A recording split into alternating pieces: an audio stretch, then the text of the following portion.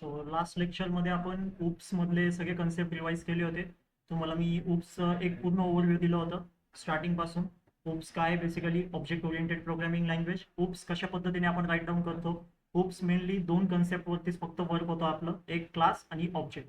Classes आणि ऑब्जेक्टची working समजली तर UPS कन्सेप्ट सगळ्यांना पूर्णपणे व्यवस्थितपणे अंडरस्टँड होईल.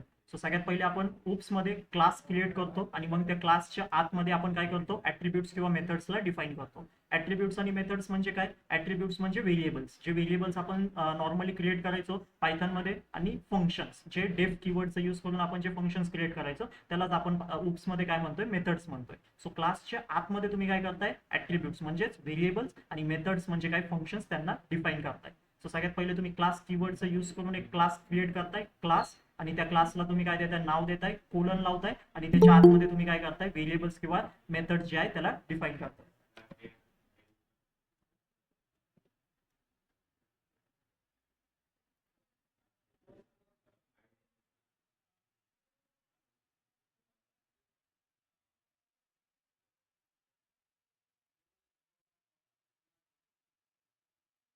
ठीक आहे. सो क्लास तुम्ही क्रिएट केली, क्लासला नाव दिलं, आणि त्याच्या आतमध्ये तुम्ही काय केलं, मेथड्स किंवा ॲट्रिब्यूट्स तुम्हाला जे क्रिएट करायचे ते तुम्ही क्रिएट केले.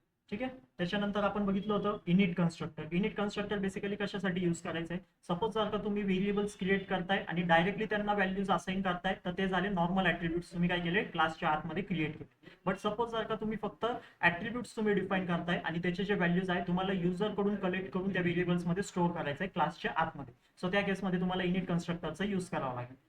इनिट कन्स्ट्रक्टर बेसिकली तुमच्यासाठी काय करणार आहे, बाहेरून जे डेटा असणार आहे जे ते व्हेरिएबलमध्ये स्टोअर करायचे त्या व्हेरिएबलला पिक करणार आणि त्या व्हेरिएबल्समध्ये सिंपल स्टोअर करून. त्याच्यानंतर आपण बघितलं होतं की मेथड्स, आपण क्लासच्या आतमध्ये जे पण फंक्शन्स किंवा मेथड्स डिफाईन करतोय त्याच्या आतमध्ये तुम्हाला first parameter by default create करायचं आणि त्याला तुम्ही काही पण नाव देऊ शकता. आपण पायथन मध्ये बाय डिफॉल्ट सेल्फ असं त्या पॅरामीटरला नाव देतोय. तो पॅरामीटर बेसिकली पायथनला काय सांगतोय की करंटली कोणत्या ऑब्जेक्टवरती वर्किंग चालू आहे किंवा कोणत्या ऑब्जेक्टचा डेटा त्या व्हेरिएबल्समध्ये फिल करायचंय, पुट करायचंय, ते आपलं जे फर्स्ट पॅरामीटर आहे जे आपण डिफाईन करतोय बाय डिफॉल्ट प्रत्येक फंक्शनसाठी. सो ते सेल्फ पॅरामीटर त्याच्यासाठी हेल्प करणार. सो सेल्फ पॅरामीटरनी तुम्ही सेल्फ डॉट, जसं इथं आपण ॲट्रिब्यूट्स क्रिएट करतोय, self dot name one equal to name, हा जे नेम व्हेरिएबल आहे तो काय करणार आहे, जे बाहेर आपण डेटा इथं अलाइस दिलेले त्या अलाइसला हा नेम पिक करणार आणि या नेम वन व्हेरिएबल मध्ये स्टोअर करून टाकणार. सो आणि तो कशा पद्धतीने होतोय, सेल्फ ऑब्जेक्टने होतोय, कारण आपण एका क्लाससाठी मल्टिपल ऑब्जेक्ट्स क्रिएट करू शकतो. बट पायथन मध्ये जेव्हा क्लास रन होतोय आणि कोणत्या ऑब्जेक्टनी आपण जे क्लास आहे त्याला चालवायचं आहे तो सेल्फ पॅरामीटर सांगण्याचा प्रयत्न करतोय. त्याच्यानंतर आपण बघितलं, आपण मोर दॅन वन मेथड्स पण डिफाईन करू शकतो आणि प्रत्येक मेथड्स म्हणजे जे पण फंक्शन्स आपण डिफाईन करतोय डेफ कीवर्डचा यूज करून त्याने आपण याला फर्स्ट पॅरामीटर त्याच्यामध्ये पण क्रिएट करायचं सेल्फ, आणि डॉट कॉमा देऊन तुम्ही काय जे पॅरामीटर्स आहे ते डिफाईन करू शकता. इनिट सुद्धा काय एक प्रकारचं फंक्शन आहे, त्यालाच आपण कन्स्ट्रक्टर म्हणतो आणि तो सुद्धा आपण डेफ कीवर्डचा यूज करूनच क्रिएट करतो. त्याच्यानंतर एक ऑब्जेक्ट क्रिएट करतो, ऑब्जेक्टला तुम्ही काय पाहिजे ते नाव देऊ शकता, इक्वल टू करून त्या क्लासला कॉल करायचे. क्लासचं जे नेम असेल त्याच्यासोबत पॅरेंथेसिस लावा, सिंपल तो क्लाससाठी एक ऑब्जेक्ट क्रिएट होणार आहे. त्या ऑब्जेक्टचं नाव काय इथं, जसं की हा क्लास बँक आहे तर त्या ऑब्जेक्टचं नाव आहे बँक वन. त्याच्यानंतर तुम्ही त्या ऑब्जेक्टमध्ये जिथं ऑब्जेक्ट क्रिएट करताय इक्वल टू करून तुम्ही जे क्लासला कॉल करताय तिथं जर का डेटा पास केला तर बेसिकली इनिट कन्स्ट्रक्टर त्या डेटाला हँडल करण्यासाठी हेल्प होतोय. आणि त्याच्यानंतर जर का फंक्शन क्रिएट केलं असेल तर ऑब्जेक्टच्या मदतीने क्लासच्या आतमध्ये तुम्ही जे पण कोड लिहिलेला असेल त्याचा तुम्ही यूज करू शकता. सो जसं आपण इथं डेफ फंक्शन क्रिएट केलं डिपॉझिट नावाचं, त्या फंक्शनला कॉल कशा पद्धतीने केलेलं आहे, ऑब्जेक्टच्या मदतीने. सो ऑब्जेक्टच्या मदतीनेच आपण क्लासच्या आतमध्ये जे पण कोड लिहिलेला असेल प्लस तो व्हेरिएबल्स असतील किंवा फंक्शन्स असतील त्या फंक्शनला कॉल करावं लागतं जर का फंक्शनच्या आतमधलं कोड रन करायचंय. सो तो सुद्धा आपण कशा पद्धतीने करणार, ऑब्जेक्टच्याच मदतीने. त्याच्यानंतर आपण ॲट्रिब्यूट्स आणि मेथड्सला कंबाईन करून बघितलं होतं. त्याच्यामध्ये आपण इनिट कन्स्ट्रक्टरनी बाहेरून डेटा पुल केला आणि प्लस डिस्प्ले म्हणजे नॉर्मल फंक्शननी आपण काय केलं, तो डेटाला प्रिंट करून दाखवले. तो कशा पद्धतीने हँडल केला, आपण 3 ऑब्जेक्ट क्रिएट केले आणि मग प्रत्येक वेगवेगळ्या ऑब्जेक्टनी आपण काय केलेले, फंक्शनला प्रिंट करून दाखवले, म्हणजे त्या फंक्शनला कॉल केले. त्याच्यानंतर आपण कॉलिंग मेथड्स बघितले विथ सेल्फ पॅरामीटर. कालच्या लेक्चर म्हणजे परवाच्या लेक्चरमध्ये तिथं आपण बघितलं की आपण मेथड्स क्रिएट करतोय आणि त्या मेथड्सच्या आतमध्ये फंक्शनला कॉल करतोय आणि ते कशा पद्धतीने करतोय, सेल्फ पॅरामीटर जे फर्स्ट पॅरामीटर आपण डिफाईन करतोय त्या फर्स्ट पॅरामीटरच्या मदतीने आपण काय करतोय, एका फंक्शन मध्ये व्हेरिएबल्स असतील किंवा एखाद्या फंक्शनलाच आपण दुसऱ्या फंक्शनच्या आतमध्ये काय करतोय, कॉल करतोय. सो बेसिकली आपण एका फंक्शन मध्ये जे व्हेरिएबल्स डिफाईन केले ते व्हेरिएबलचा डेटा आपण दुसऱ्या फंक्शनच्या आतमध्ये पण यूज करू शकतो क्लासेसमध्ये. ते आपण फर्स्ट पॅरामीटरच्या मदतीने काढणार किंवा ते पूर्ण फंक्शनला सुद्धा आपण दुसऱ्या फंक्शनच्या आतमध्ये कॉल करू शकतो. ते सुद्धा एक्झाम्पल आपण इथं रन करून बघितलं होतं. त्याच्यानंतर आपण एक एम्प्लॉईचं एक्झाम्पल घेतलं होतं. त्याच्यामध्ये आपण एम्प्लॉई नेम आणि सॅलरी काय करत होतो, प्रिंट करत होतो. आणि त्याच्यामध्ये आपण इनिट कन्स्ट्रक्टर मध्ये जे व्हेरिएबल्स डिफाईन करतोय तिथं डिफॉल्ट व्हॅल्यू सेट करू शकतो आणि त्याचं जे आर्ग्युमेंट्स आहेत ते जिथं ऑब्जेक्ट क्रिएट करतोय तिथं पास करू शकतो.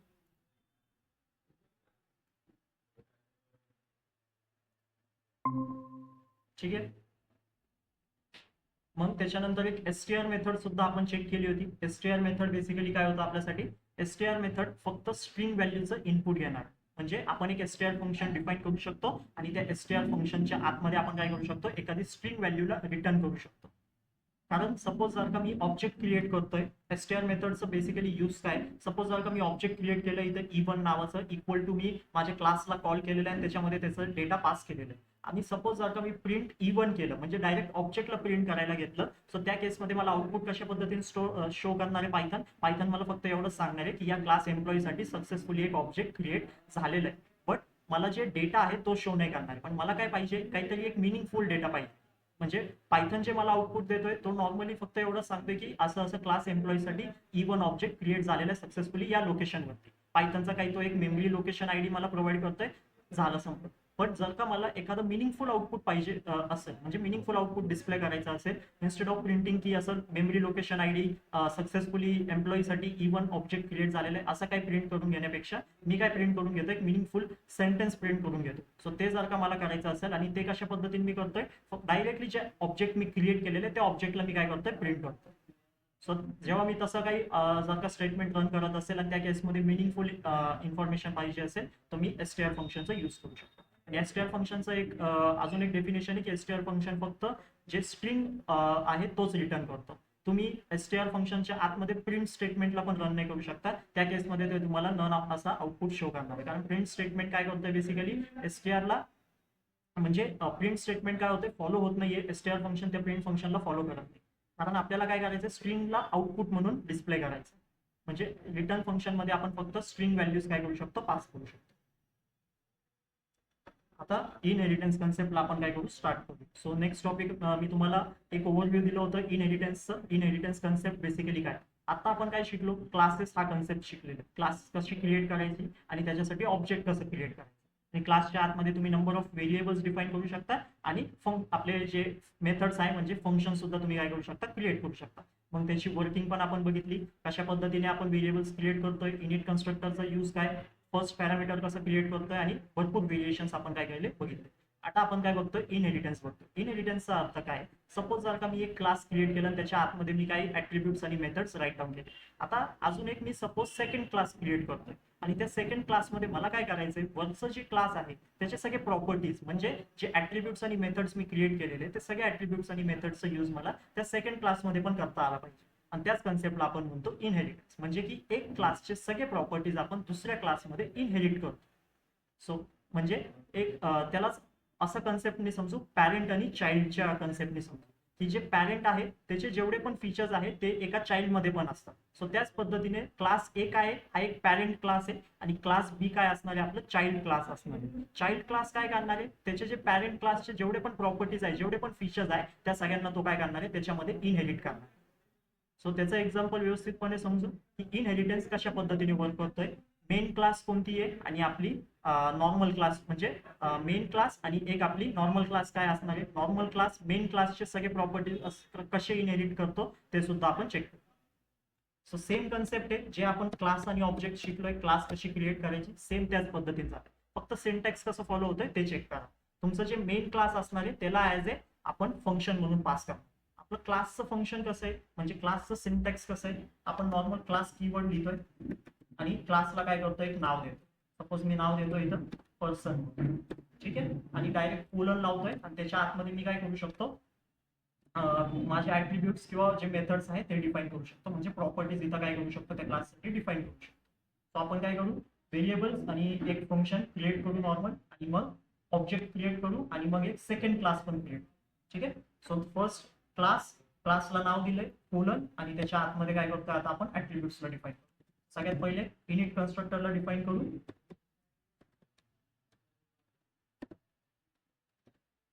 ठीक आहे. जेव्हा फंक्शन्स क्रिएट करतो तेव्हा first parameter by default create करायचे आणि मग जे पण तुम्हाला पॅरामीटर्स इथं पास क्रिएट करायचे तेवढे पॅरामीटर्स तुम्ही इथं क्रिएट करू शकता. मी क्रिएट करतोय फर्स्ट नेम, ये क्लास नेम.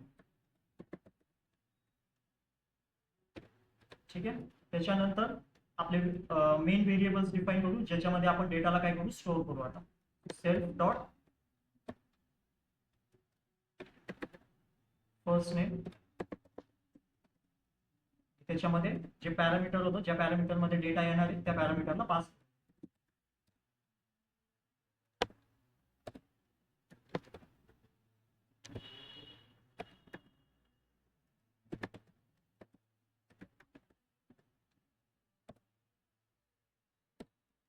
ठीक आहे. सो मी काय केलेलं बेसिकली क्लास क्रिएट केले आणि त्याच्या आतमध्ये जे ऍट्रिब्यूट्स आहेत जे व्हेरिएबल्स आहेत त्यांना डिफाईन केले.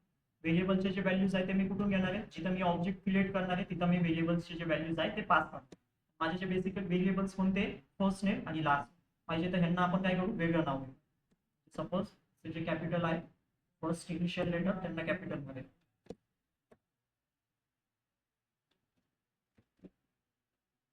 ठीक आहे. हे आपले मेन व्हेरिएबल्स आहेत फर्स्ट नेम आणि लास्ट नेम. आणि ह्याच्यामध्ये जे डेटा आपण पुट करणार आहे ते कोण हँडल करतोय, हे फर्स्ट नेम आणि लास्ट नेम व्हेरिएबल. मी तुम्हाला यांना सांगितलं होतं यांना तुम्ही टेम्पररी व्हेरिएबल म्हणून कन्सिडर करा तुमच्या माइंडमध्ये आणि ह्यांना परमनंट व्हेरिएबल म्हणून कन्सिडर. त्या परमनंट व्हेरिएबल मध्ये आपण जे डेटा स्टोअर करणार आहे तो कोण हँडल करतोय, बेसिकली हे टेम्पररी व्हेरिएबल. आणि या टेम्पररी व्हेरिएबलसाठी जे डेटा आहे ते आपण कुठं पास करणार आहे, जिथं आपण ऑब्जेक्टला क्रिएट करू. ठीक आहे. सो हा माझा क्लास इथं काय झालेला आहे, कम्प्लीट झालेला आहे. सो मी आता काय करतोय या क्लाससाठी एक ऑब्जेक्ट पण क्रिएट करतो. सो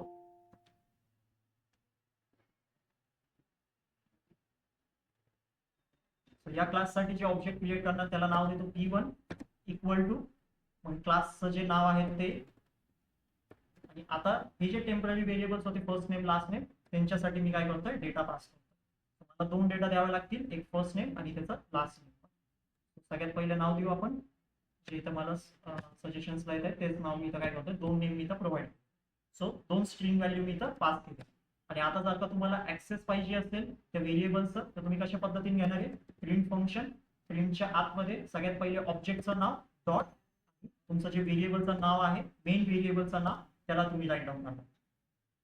मी इथं काय केलेलं आहे p1 dot first name same comma करून मी काय करतोय आज लास्ट नेम सुद्धा काय करतोय प्रिंट करून.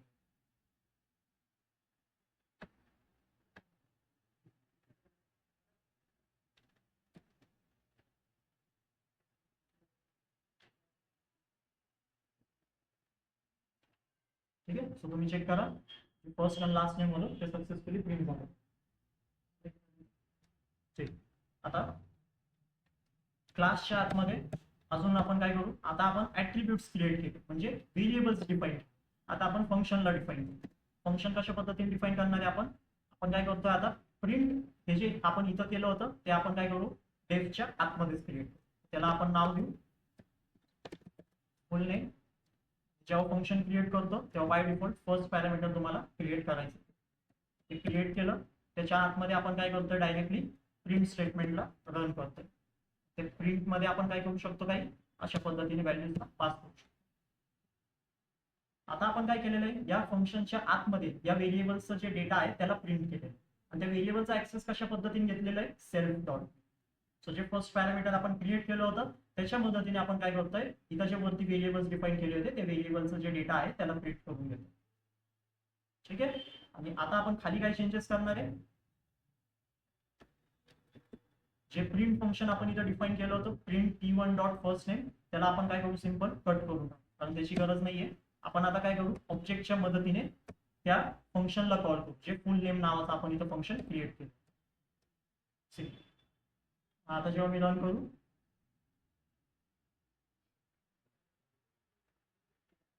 तुम्ही चेक करा सेम आउटपुट येत आहे मला.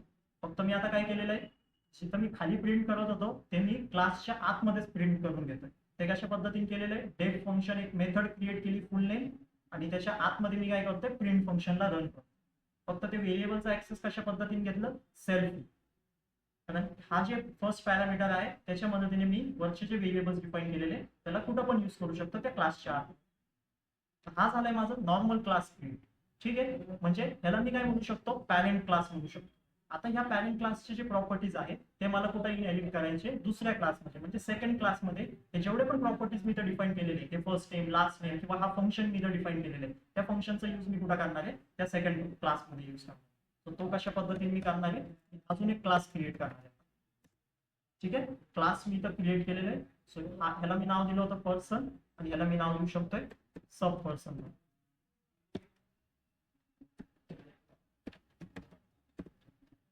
त्याच्यामध्ये आतमध्ये मी आता काय करतोय, पर्सन जे मेन क्लास होतं पॅरेंट क्लासचं जे नाव होतं त्या नावला आपण काय करत असतोय, इथं इनहेरिट करत असतोय.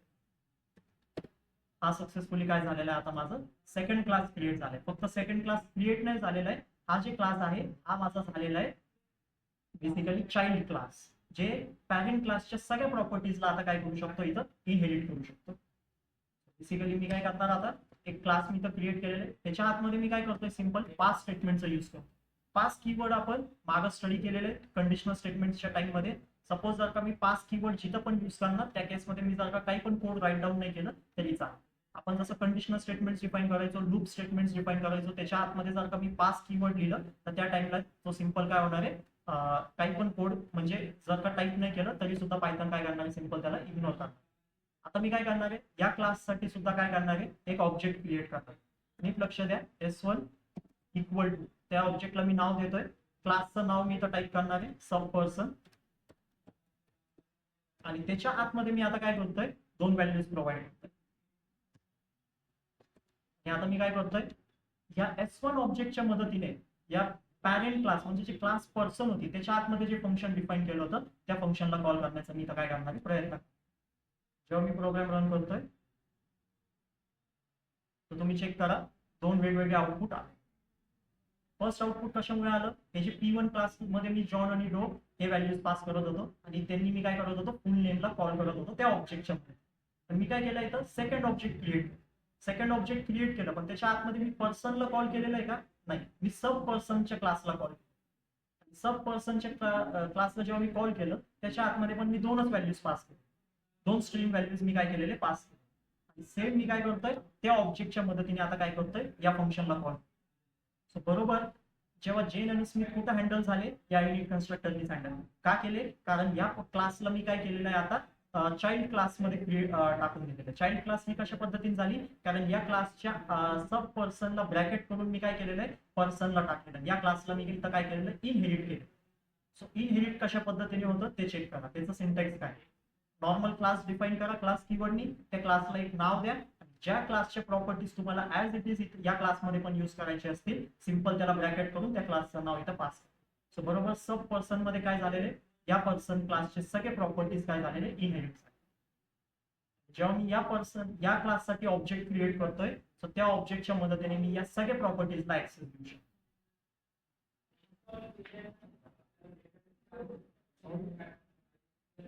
चाइल्ड क्लास, पॅरेंट क्लास आणि चाइल्ड क्लासमध्ये आपण कोणताच कोड लिहिलेला नाही, फक्त एक पास स्टेटमेंट पाहिजे, कारण जर तुम्ही कोड नाही लिहिला तर मी पास कीवर्ड. ठीक आहे,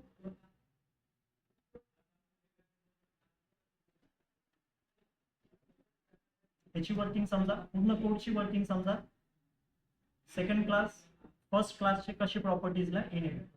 पायथन मध्ये याच दोन कॉन्सेप्टला आपण म्हणतो, हे जे मेन पहिली क्लास आपण क्रिएट करतो ती असते बेस क्लास, आणि हे जे सेकंड क्लास आपण इथं क्रिएट केलेली सब पर्सन नावाची त्यालाच आपण पायथन मध्ये म्हणू शकतो डिराइव्ह क्लास.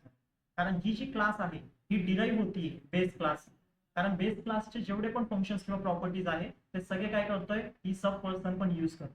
तर ही काय झाली, आता डिराइव्ह झालेली आहे. आणि कुणामुळे डिराइव्ह होती, ती या मेन क्लासमुळे ती डिराइव्ह.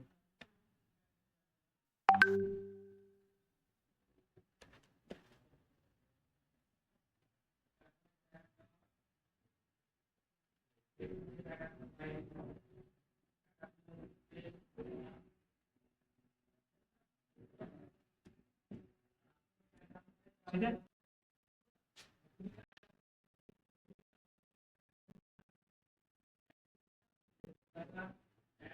तर दोन केस बघितले आपण. जेव्हा चाइल्ड क्लासमध्ये आपण इनिट कन्स्ट्रक्टर डिफाईन करतो, सेम व्हेरिएबल नेम्स असतील, जे इथं फर्स्ट नेम लास्ट नेम आहे ते सुद्धा जर का इथंच असतील तर तुमचं जे केस आहे तो व्यवस्थितपणे हँडल होणार. तुम्ही मग त्याच्या आतमध्ये फंक्शन्स डिफाईन केले असतील तर त्या फंक्शनचा तुम्ही यूज करू शकता. त्या फंक्शनच्या आतमध्ये, कारण तुम्ही काय करताय त्या व्हेरिएबलचा यूज करता, त्या केसमध्ये तो फंक्शन सक्सेसफुली रन होतो.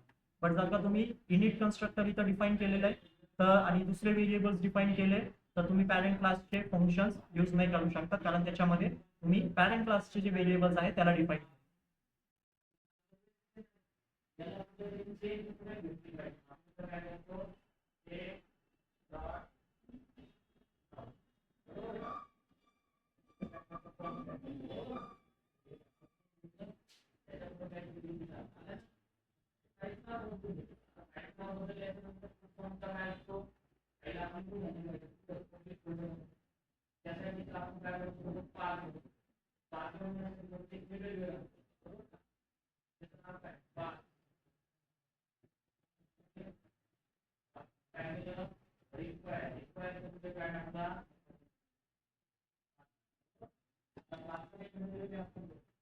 ठीक आहे. आता नेक्स्ट कन्सेप्ट करू. आता आपण काय केलं, इथं इनिट कन्स्ट्रक्टर काय करत होतो, डिफाईन करत होतो. आणि जेव्हा आपण चाइल्ड क्लाससाठी पण इनिट कन्स्ट्रक्टर डिफाईन करणार तेव्हा त्याच्या ऑब्जेक्टचे जे व्हॅल्यूज असणार आहेत ते चाइल्ड क्लासचा इनिट कन्स्ट्रक्टरच हँडल करणार. पॅरेंट क्लासचा इनिट कन्स्ट्रक्टर त्या व्हॅल्यूजला हँडल नाही करणार. ठीक आहे, हा कन्सेप्ट आपण इथं बघू. पण सपोज जर का आपल्याला काय करायचं आहे, हे जे प्रॉपर्टीज आहेत, पण सपोज जसं मी इथं वेगळे व्हेरिएबल्स नेम डिफाईन केले, मला जर का व्हेरिएबल नेम्स वेगळे डिफाईन नसेल करायचे तर त्या केसमध्ये मी काय करू शकतो, डायरेक्टली एक आपल्याकडं फंक्शन आहे सुपर फंक्शन, किंवा आपण क्लासच्या नेमने सुद्धा काय करू शकतो, डायरेक्ट हे जे ऍट्रिब्यूट्स आहेत त्यांना इथं आपण यूज करू शकतो. म्हणजे याचे जे ऍट्रिब्यूट्स होते ते सगळे आपण काय करू शकतो या चाइल्ड क्लासमध्ये ऍज इट इज डिफाईन करू शकतो. म्हणजे मॅन्युअली सगळं टाईप करत बसण्यापेक्षा डायरेक्टली आपण त्या फंक्शनचा यूज करून किंवा क्लास नेमचा यूज करून सुद्धा काय करू शकतो, हे जेवढे पण ऍट्रिब्यूट्स आहेत त्यांना आपण इथं आणू शकतो. तो कशा पद्धतीने आणणार आहे, त्याला राईट करण्याची पद्धत आहे सुपर फंक्शन डॉट, परत एकदा इनिट कन्स्ट्रक्टर आपण डिफाईन करणार आहे. कारण हा काय सांगतोय की जे ह्याचं पॅरेंट आहे, जे आपण इथं पास केलेलं आहे, या क्लासचं पॅरेंट कोण आहे, पर्सन क्लास. तर त्या पर्सन क्लास मधले जे इनिट कन्स्ट्रक्टरच्या आतमधले व्हेरिएबल्स आहेत त्यांचं तुम्ही इथं यूज करू शकता. सो त्याला राईट आपण कशा पद्धतीने केलेलं आहे, super function dot init constructor. Init constructor कशा पद्धतीने डिफाईन करतो, INIT परत अंडरस्कोर आणि ब्रॅकेटच्या आतमध्ये तुम्ही काय इथं पास करणार आहे, बेसिकली हे जे तुम्ही इथं व्हेरिएबल्स डिफाईन केलेले किंवा हे जे व्हेरिएबल्स आहेत त्यांचं नाव बेसिकली. आणि मग तुम्ही हे जे ऍट्रिब्यूटचं नाव आहे त्यांचं इथं पण काय करू शकता, यूज करू शकता. किंवा तुम्ही हा फंक्शन नाही पण राईट डाऊन केलं त्या केसमध्ये तरी पण चालेल, फक्त डायरेक्ट वरचं फंक्शन पण काय होणार इथं सक्सेसफुली फॉलो. पहिले आपण काय केलं होतं, आपण ऍज इट इज हा कोड इथून इथपर्यंत कॉपी केलं होतं आणि इथं पेस्ट केलं होतं. बट आता आपण काय केलेलं आहे, नॉर्मल एक इनिट कन्स्ट्रक्टर डिफाईन केलेलं आहे. इनिट कन्स्ट्रक्टर डिफाईन करून आपण काय केलेलं आहे, तेच सगळे जे ऍट्रिब्यूट्स होते त्यांनाच आपण काय केलेलं आहे, इथं यूज केलं.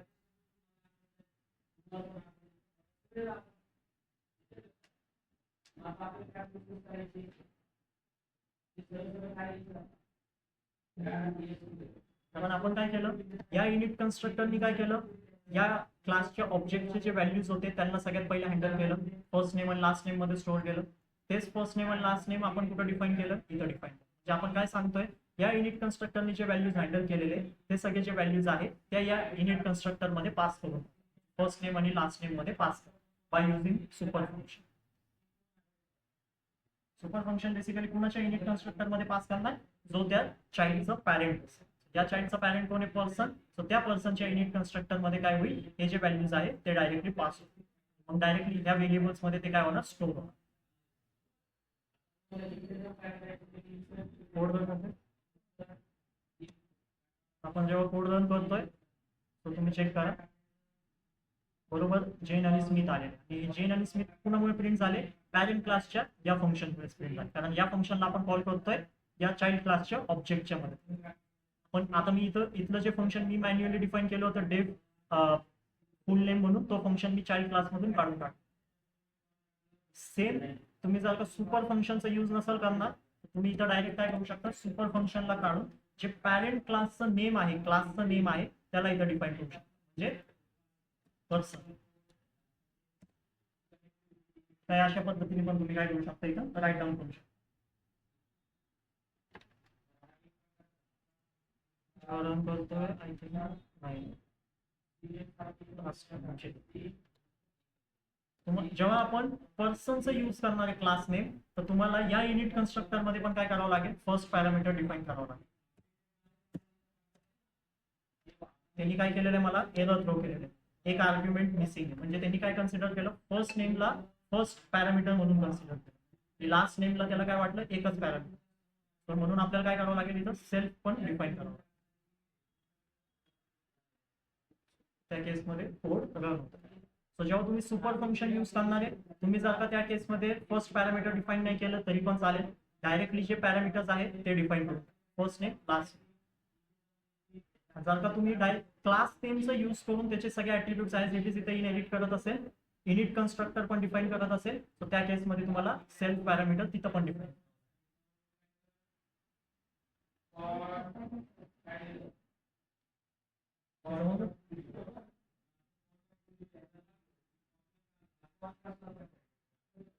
काय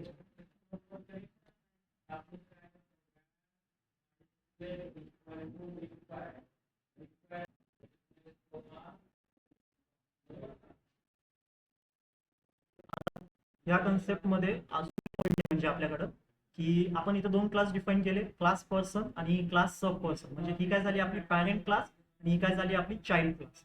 आता त्याच्यामध्ये आपण काय केलं होतं, चाइल्ड क्लासमध्ये पण आपण काय करतोय, इनिट कन्स्ट्रक्टरला डिफाईन करतो. तर त्या केसमध्ये इनिट कन्स्ट्रक्टर मध्ये आपण काय केलं, self, first name, last name.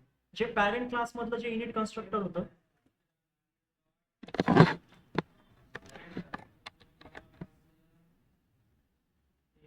जे पॅरेंट क्लासमध्ये जे इनिट कन्स्ट्रक्टर होतं, त्याच इनिट कन्स्ट्रक्टरचे जे व्हेरिएबल्स होते ते सेम ॲज इट इज आपण काय केले इथं डिफाईन. पण सपोज जर का तुम्हाला चाइल्ड क्लासमध्ये ते व्हेरिएबलचे नाव माहीत नसतील, तुम्हाला जर का लक्षात ठेवायचं नसेल, सो त्या केसमध्ये तुम्ही काय करू शकता, इथं डिफरंट व्हेरिएबल नेम्स पण काय करू शकता, डिफाईन करू शकता. म्हणजे लास्ट नेम मी इथं काय केलं, आता व्हेरिएबल्स नेम चेंज केले. पण सेम जे वरती तुम्ही व्हेरिएबल नेम चेंज केलेले, खाली पण तुम्हाला काय करावं लागेल, ते व्हेरिएबल नेम चेंज करावं लागेल. इथं पण तुम्हाला काय करावं लागेल, व्हेरिएबल्स नेम्स तुमचे चेंज करावे लागतील. सो त्या केसमध्ये बघा, या चाइल्ड क्लासमध्ये तुम्ही जे इनिट कन्स्ट्रक्टर डिफाईन केले, त्याच्यामध्ये जे टेम्पररी व्हेरिएबल्स डिफाईन केलेले ते पूर्णपणे वेगळे, आणि मेन क्लास जे पॅरेंट क्लास होती त्याच्यामध्ये जे इनिट कन्स्ट्रक्टर डिफाईन केलेले त्याच्यामध्ये जे व्हेरिएबल्स टेम्पररी व्हेरिएबल्स होते ते वेगळे.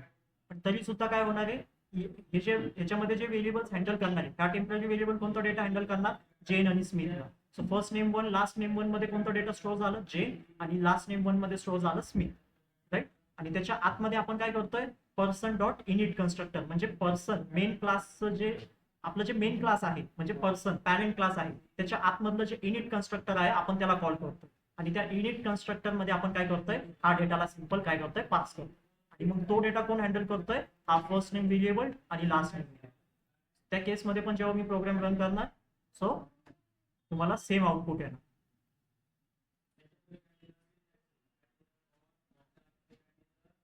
सो इथं तुम्ही वेगळे व्हेरिएबल्स पण काय करू शकता, डिफाईन करू शकता.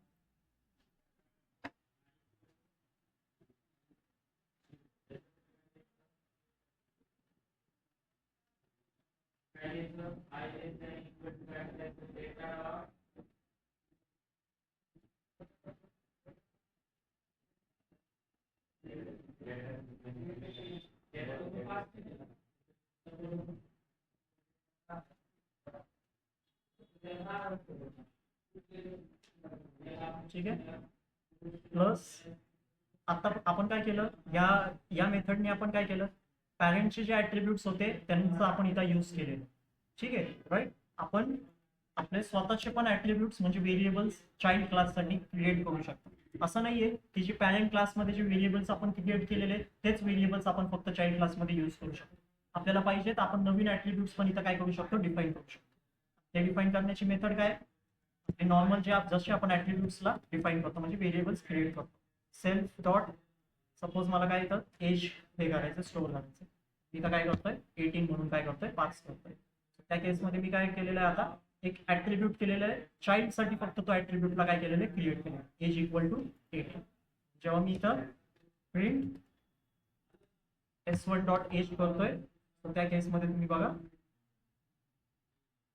तुम्हाला 18 आउटपुट पण काय आलेलं शो झालं. जे आपण काय केलंय, आपल्या चाइल्ड क्लाससाठी आपण आपले स्वतःचे पण ऍट्रिब्यूट्स अजून क्रिएट करू शकतो. आतापर्यंत आपण काय करत होतो, जे पॅरेंट क्लासचे ऍट्रिब्यूट होतो त्यांनाच यूज करत होतो, बट आपण स्वतःचे चाइल्ड क्लासचे पण आपले ऍट्रिब्यूट्स डिफाईन करू शकतो. ठीक आहे, ही झाली नॉर्मल आपली ऍट्रिब्यूट्स क्रिएट करण्याची पद्धत. तुम्हाला जर का बाहेरून डेटा हँडल करायचा असेल तर ते पण तुम्ही इथं काय करू शकता, हँडल करू शकता. त्याच्यासाठी तुम्हाला काय करावं लागेल, या इनिट कन्स्ट्रक्टर मध्ये तुम्हाला काय करावं लागेल, तुमचं एज जे आहे त्याला डिफाईन करावं लागेल. म्हणजे मी इथं काय डिफाईन करतोय, आता सपोज एजच डिफाईन करतोय आणि खाली मी काय करणार आहे, सेल्फ डॉट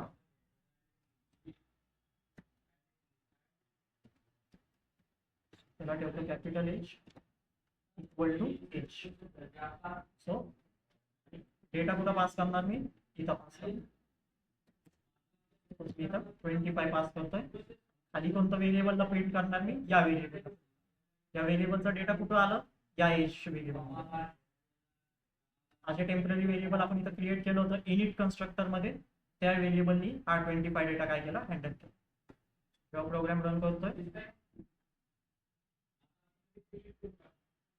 तेव्हा पण काय झालेलं, 25 सक्सेसफुली प्रिंट झाले. या हे जे पर्सन डॉट इनिट आहे त्याच्यामध्ये तुम्हाला एज डिफाईन करण्याची गरज नाही, कारण हे जे व्हॅल्यूज आहे हा कोण हँडल करणार आहे, या इनिट कन्स्ट्रक्टर मध्ये जाणार. इथं जे व्हेरिएबल्स डिफाईन आहे ते दोनच व्हेरिएबल डिफाईन आहे, फर्स्ट नेम आणि लास्ट. इथं जर का तुम्ही अजून एक तिसरं पास केलं तर तो एरर थ्रो करणार, कारण इथं हँडल करायला तिसरा व्हेरिएबल क्रिएटेड नाही.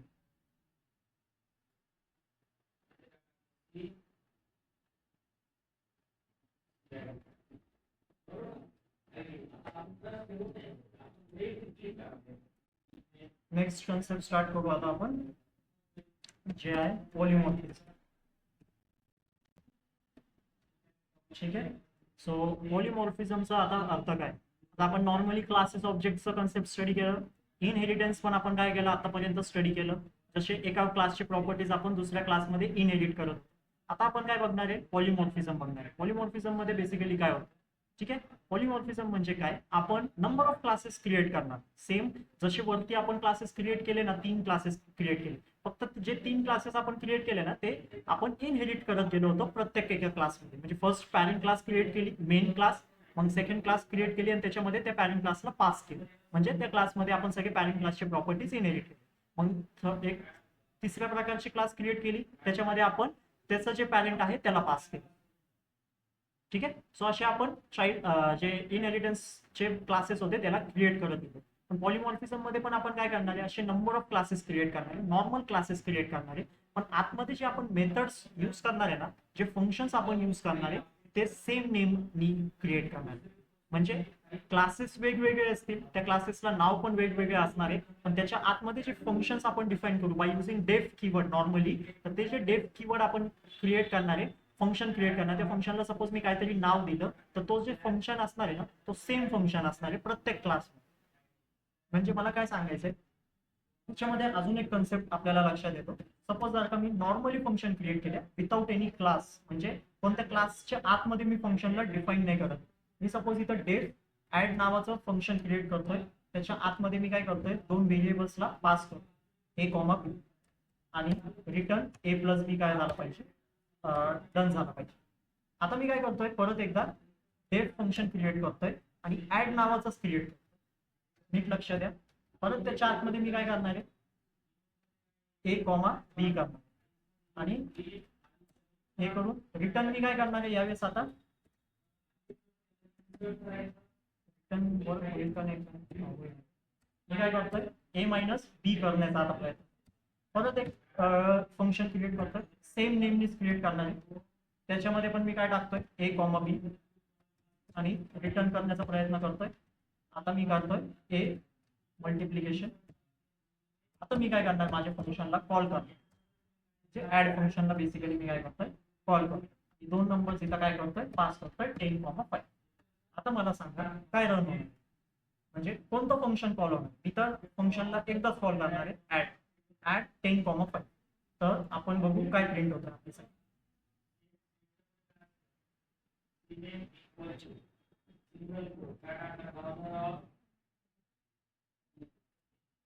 सॉरी, मी रिटर्न फंक्शनचा यूज केलेला आहे ना. आता पहिले त्याला हँडल करावं लागेल, आन्सरला कुठंतरी स्टोअर करावं लागेल, प्रिंट ए करावं लागेल.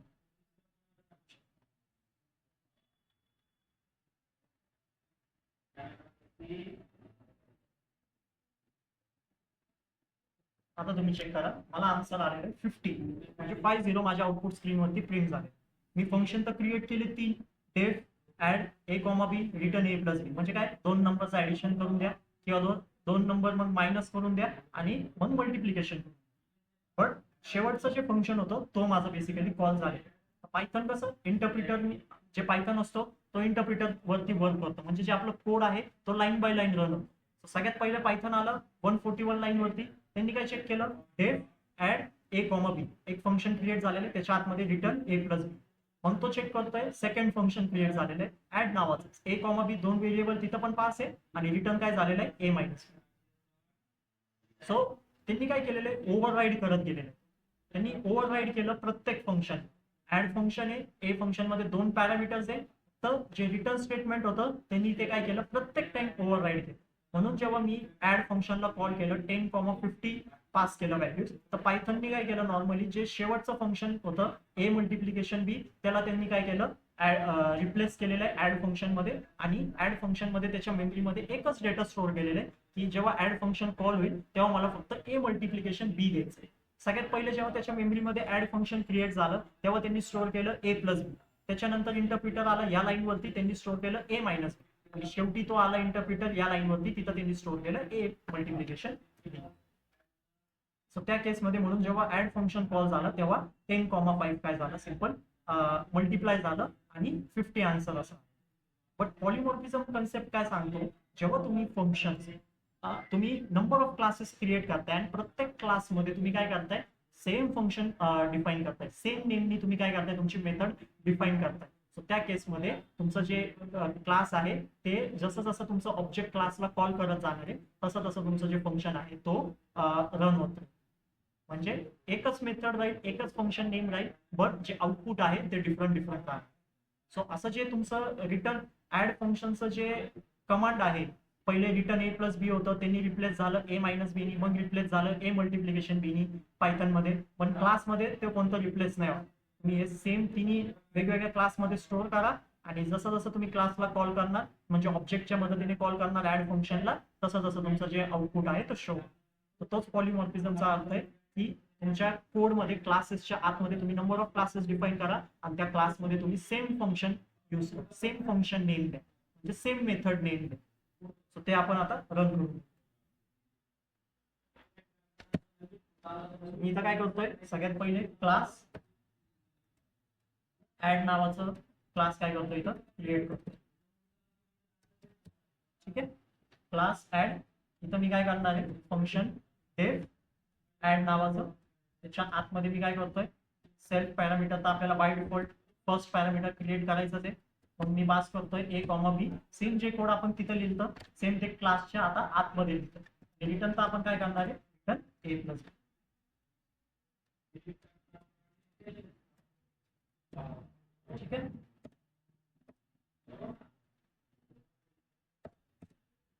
आता मी काय करतोय, सेम क्लास सबस्ट्रॅक्ट क्रिएट करतोय, त्याच्या आतमध्ये परत डेफ सबस्ट्रॅक्ट सेट रिटर्न ए मायनस. सेम अजून एक क्लास क्रिएट करू,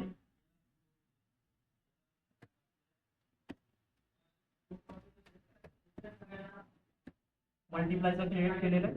सेम कोड मी इथं काय केलेलं आहे, रन केलं. आता मला काय करावं लागेल, प्रत्येकासाठी एक वेगवेगळं ऑब्जेक्ट क्रिएट करावं लागेल. सो A1 ऍडिशन साठी इक्वल टू काय करतोय, ऍड फंक्शनला जे ऍड क्लासला कॉल करतो त्याच्या आतमध्ये मला काय करावं लागेल, 2 व्हॅल्यूजला पास करावं लागेल.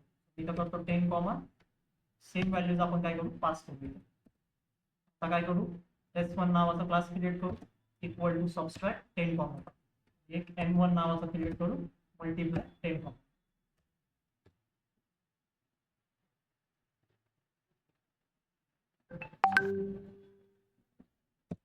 इथं डायरेक्ट फंक्शन, इथं कोणतं ऍट्रिब्यूट, इथं चुकलं माझं. मी जिथं क्लासला कॉल करतोय तिथं जे व्हॅल्यूज जातात ते ऍट्रिब्यूट साठी असतात, म्हणजे जे ऍट्रिब्यूट्स इनिट कन्स्ट्रक्टर त्या व्हॅल्यूजला हँडल करतो. आपण फंक्शन्स क्रिएट केलेले, तर तुम्हाला फक्त ऑब्जेक्ट क्रिएट करावं लागेल आणि क्लासला कॉल करावं लागेल, आणि मग तुम्ही काय करू शकता, नॉर्मली आपलं प्रिंट फंक्शनच्या आतमध्ये A1 तुमच्या ऑब्जेक्टच्या मदतीने क्लासला कॉल करा आणि त्याच्यासाठी जे व्हॅल्यूज आहे ते पास करा.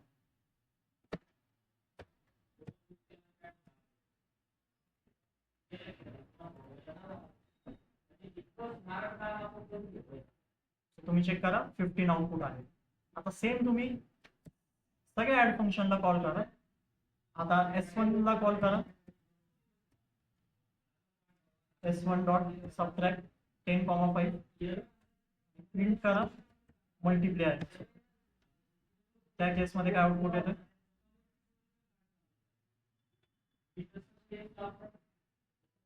15 5 आणि 50 परफेक्ट, म्हणजे 1 5 5 आणि 5. सो इथं काय झालेलं आहे,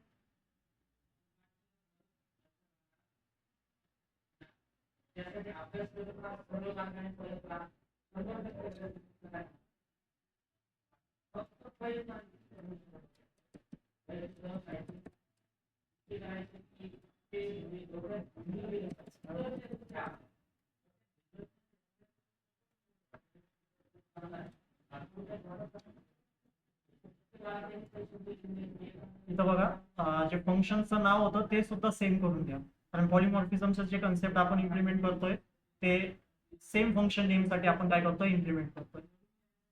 जेव्हा प्रोग्राम रन होतोय तेव्हा पण तुम्हाला सेम आउटपुट येणार. मी इथं ते सबट्रॅक्ट आणि मल्टिप्लायच टाकून दिलं होतं फंक्शन नेम, पण फंक्शन नेम जे आहे ते सेम पाहिजे, म्हणजे जे मेथड नेम आहे ते क्लासेसच्या आतमध्ये जे आहे ते सेम पाहिजे.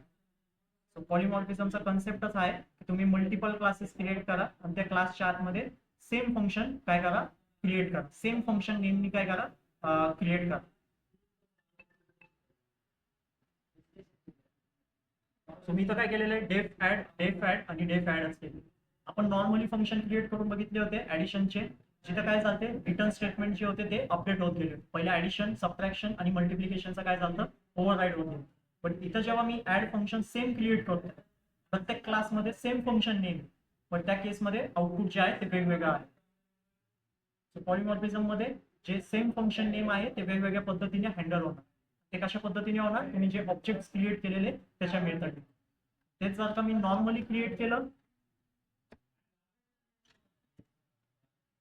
ते आपलं नॉर्मल कोड होतं, जिथं आपण रिटर्न परत एकदा ऍड फंक्शन मी काय करतो, इथं क्रिएट करतो.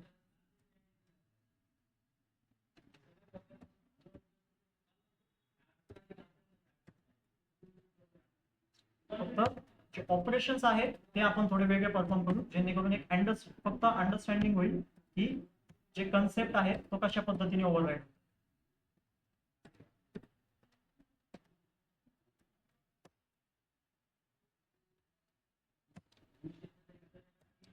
ठीक आहे. जेव्हा मी नॉर्मली आपले फंक्शन्स प्रिंट करतोय, सो त्या केसमध्ये तुम्हाला सगळ्यात पहिले आउटपुट काय येणार आहे, 50 आउटपुट येणार. पण जेव्हा मी क्लासच्या आतमध्ये सेमच फंक्शन डिफाईन करतोय, त्याच्यामध्ये फक्त ऑपरेशन्स वेगवेगळे, जसं ऑपरेशन्स आहे तसं तुम्हाला आउटपुट इथं काय होतं, शो होतं. तुम्ही चेक करा, नॉर्मली जेव्हा क्लासच्या बाहेर एकच नावाने फंक्शन क्रिएट केले, तर त्याचं जे अंडर ऑपरेशन्स होतं ते ओव्हरराईड होत गेलं, कोड ओव्हरराईड होत गेलं त्या फंक्शनसाठी, आणि क्लासेसच्या आतमध्ये सेम फंक्शन डिफाईन केलंय पण त्याचा जे कोड आहे तो ओव्हरराईड नाही झालेला आहे. जसं जसं तुम्ही फंक्शनला ऑब्जेक्टच्या मदतीने कॉल केलेलं आहे तसं तसं आउटपुट तुमचा प्रिंट झाला. हा झालं पॉलिमॉर्फिझम, हा झालं तुमचं नॉर्मल. नॉर्मल कोडनी काय होत आहे, ऑपरेशन्स ओव्हरराईड होत आहे. पण जर का तुम्ही पॉलिमॉर्फिझमचा यूज केलं, म्हणजे क्लासेसचा यूज केला आणि त्याच्या आतमध्ये सेम फंक्शन नेमनी डिफाईन केले, तर त्या केसमध्ये तुमचं जे आउटपुट आहे तो त्याच पद्धतीने होईल जसं त्या फंक्शनच्या आतमध्ये कोड लिहिलेला आहे. फक्त तो कशामुळे होत आहे, कारण तुम्ही वेगवेगळ्या क्लासेस क्रिएट केलेले, वेगवेगळ्या क्लासेससाठी वेगवेगळे ऑब्जेक्ट क्रिएट झालेले आहेत, तो ऑब्जेक्ट काय करतोय, त्या फंक्शनला हँडल करतो. हा फायदा आहे उप्स कन्सेप्टचं इम्प्लिमेंटेशनचं.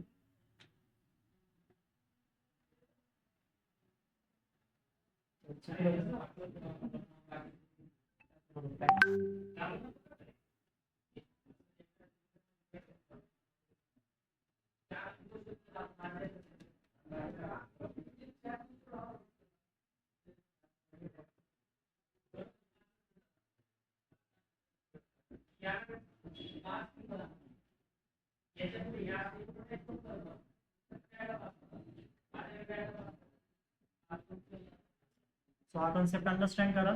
पॉलिमॉर्फिझम मध्ये एक्झॅक्टली काय होतंय, कसं रन होतं.